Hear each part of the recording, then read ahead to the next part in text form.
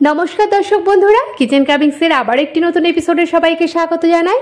আশা করছি আমার সকল প্রিয় দর্শক বন্ধুরা যে যেখান থেকে আমার চ্যানেলটি তোমরা দেখে থাকো সকলেই সুস্থ এবং ভালো আছো। তাহলে চলো শুরু করা যাক আজকের রেসিপি। আজকে আমি তোমাদের জন্য নিয়ে হাজির হয়েছি চিংড়ি মাছ দিয়ে কচুলতির একটা রেসিপি। এটা একটা খুবই পুরনো রেসিপি, বেঙ্গলি ট্র্যাডিশনাল রেসিপি। আশা করছি রেসিপিটি সকলের ভালো লাগবে। আমি এর জন্য কচুলতিগুলোকে আমি ভালো করে খোসাগুলোকে ছিলে নিচ্ছি। তারপরে খোসাগুলোকে ছিলে নেওয়ার পরে আমি টুকরো টুকরো করে আমি কেটে নিচ্ছি। একই সাইজে আমি সব কচুলতিগুলোকে কেটে নিয়েছি। তারপরে আমি এটা জল দিয়ে ভালো করে পরিষ্কার করে ধুয়ে নিয়েছি। আর নিয়ে নিয়েছি 200 গ্রাম চিংড়ি, পেঁয়াজ কুচি, রসুন কুচি, পেঁয়াজ আদা রসুন বাটা আর কাঁচা লঙ্কা। এবার ওভেনে একটা কড়াই বসিয়ে জল দিয়ে নিয়েছি আর দিয়ে দিচ্ছি ওপর থেকে একটু স্বাদ মতন লবণ। আর কেটে রাখা কচুলতিগুলোকে আমি একটু ভাপ দিয়ে নেব। ভাপ দিয়ে নিলে এর যে একটা বিজলে ভাব থাকে সেটা কেটে যায় আর গলাটাও ধরে না। ফিরে আসি 7 মিনিট পর। কচুলতিগুলোকে ভাপ দিয়ে নেওয়া হয়েছে। এবার একটা পাত্রের মধ্যে আমি কচুলতিগুলোকে তুলে নিচ্ছি। কচুলতিগুলোকে তুলে নেওয়া হয়েছে। এবার জল পাল্টে এই একই কড়াইয়ের মধ্যে এবার আমি দিয়ে দিচ্ছি একটু সর্ষের তেল।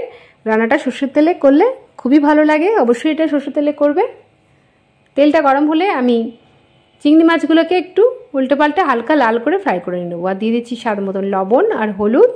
তারপরে উল্টে পাল্টে আমি গোল্ডেন ব্রাউন কালার করে হালকা করে ভেজে নিচ্ছি। চিংড়ি মাছ বেশি ভাজলে ভালো লাগে না।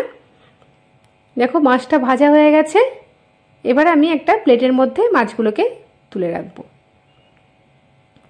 কচু শাক আর চিংড়ি মাছ একসঙ্গে করলে দারুণ লাগে।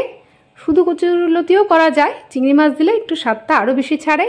এবার এই তেলের মধ্যে আমি দিয়ে দিচ্ছি আর একটু সর্ষের তেল। তারপরে ফোড়নে দিয়ে দিচ্ছি একটু কালো জিরে আর দিয়ে দিচ্ছি একটা শুকনো লঙ্কা আর দিয়ে দেবো 3-4টে চেরা কাঁচা লঙ্কা আর কেটে রেখেছিলাম একটা পেঁয়াজ কুচি কুচি করে, সেগুলোকে দিয়ে দিচ্ছি।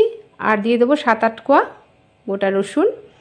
এবার আমি 3 থেকে 4 সেকেন্ড আমি একটু ফ্রাই করে নিচ্ছি। একটা ফ্লেভার আসা পর্যন্ত একটা দারুণ ফ্লেভার ছেড়ে দিয়েছে। এখন আমি ভাপ দিয়ে রাখা কচুলতিগুলোকে দিয়ে একটু কষিয়ে নেব। আমি 2 থেকে 3 মিনিট আমি একটু কষিয়ে নিচ্ছি। তারপরে আমি যে মশলাটা করে রেখেছিলাম পেঁয়াজ আদা রসুন বাটা, সেটা দিয়ে আরও 3-4 মিনিট আমি কষিয়ে নেব এটা। আর দিয়ে দিচ্ছি ওপর থেকে স্বাদ মতন লবণ আর দিয়ে দিচ্ছি 1 চা চামচ হলুদ গুঁড়ো, 1 চা চামচ জিরের গুঁড়ো আর দিয়ে দেবো 1 চা চামচ ধনের গুঁড়ো, 1 চা চামচ লঙ্কার গুঁড়ো। তারপরে একসঙ্গে আমি সব মশলাগুলোকে একসঙ্গে করে আমি আরও 2-3 মিনিট আমি কষিয়ে নিচ্ছি। আর এটা অবশ্যই লো ফ্লেমে এটাকে কষাতে হবে। ফ্লেমটা হাই করে দিলে এটা পুড়ে যাওয়ার ভয় থাকে, কড়াইতে তলা ধরে যেতে পারে। এবার আমি হালকা করে এগুলোকে একটু ফ্রাই করে নিচ্ছি আর দিয়ে দিচ্ছি আরও 2-3টে চেরা কাঁচা লঙ্কা। তারপরে আমি একটু ঢাকনা দিয়ে দেবো 10 মিনিটের জন্য। ফিরে আসি 10 মিনিট পর। দেখো মশলা থেকে তেল ছেড়ে দিয়েছে। রান্নাটা একদম জল যাবে না, এটা একদম তেলে ঝালেই রান্না হবে। আর ওপর থেকে দিয়ে দিচ্ছি ভেজে রাখা চিংড়ি মাছগুলো। তারপরে আরও 2-3 মিনিট আমি চিংড়ি মাছ আর কচুলতিগুলোকে দিয়ে একসঙ্গে কষিয়ে নিচ্ছি। দারুণ একটা ফ্লেভার ছেড়েছে। রান্নাটা প্রায় হয়ে গেছে আমার। আর দিয়ে দিচ্ছি আমি ওপর থেকে স্বাদ মতন মিষ্টি, নুন ঝাল চিনি ব্যালেন্সের জন্য। যারা মিষ্টি পছন্দ করে না তারা এটা স্কিপ করে যেতে পারো। এবার আমি চিনিটাকে মেল্ট করে নিচ্ছি। তারপরে ভালো করে নেড়ে ছেড়ে আমি একটা প্লেটের মধ্যে এটাকে সার্ভ করে নেবো। এটা গরম গরম ভাতের সাথে খুবই ভালো লাগে। এটা অবশ্যই তোমরা বাড়িতে একবার ট্রাই করবে।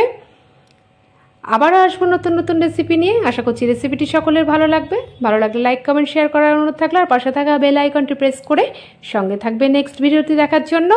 তাহলে আজকের মতন এইটুকুনি। আবার আসবো নতুন নতুন রেসিপি নিয়ে। ভালো থাকবে, সুস্থ থাকবে। ধন্যবাদ।